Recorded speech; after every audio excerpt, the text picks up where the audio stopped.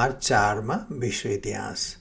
अमेरिकाका दोस्रो राष्ट्रपति जन एडम्सदेखि 32औं राष्ट्रपति फ्र्याङ्कलिन डेभिड रुजवेल्टको कार्यकाल सुरु भएको दिन। 3 कार्यकालभन्दा बढी राष्ट्रपति रहेका रुजवेल्टको पहिलो कार्यकाल मार्च 4 मा सुरु भयो भने अरू 3 जनवरी 20 मा भयो। सबभन्दा लामो समय 12 वर्ष राष्ट्रपति रहेका रुजवेल्टपछि अहिलेसम्मको कार्यकाल जनवरी 20 मा सुरु हुने नै कायम छ। सन् 1789 अमेरिकी संविधान लागू भयो। उक्त सर्वोच्च कानुन विश्वका पुराना संविधानमध्ये एक हो जुन अझै छ। सबैभन्दा पुरानो सान मारिनोको संविधान हो।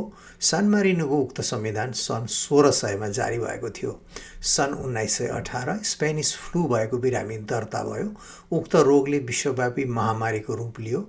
महामारी घोषणा नै गरिएको थियो।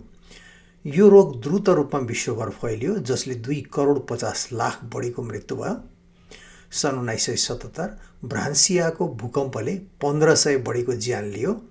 धेरैजसो पीडित रोमानियाको राजधानी बुकारेस्टका बासिन्दा थिए। सन् 1980 रबर्ट मुगाबे जिम्बाब्वेका पहिलो अश्वेत प्रधानमन्त्री बने। गोरा अल्पसंख्यकको शासन विरुद्ध काला जातिका नेता मुगाबेले निर्वाचनमा धेरै मतले जितेका थिए।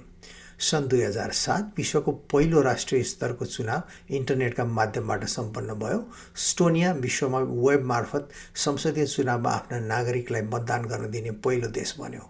मार्च 4 मा ककसको जन्म भएको थियो। सन् 1678 एन्टोनियो भिवाल्डी इटालियन भायोलिन वादक, सङ्गीत निर्देशक।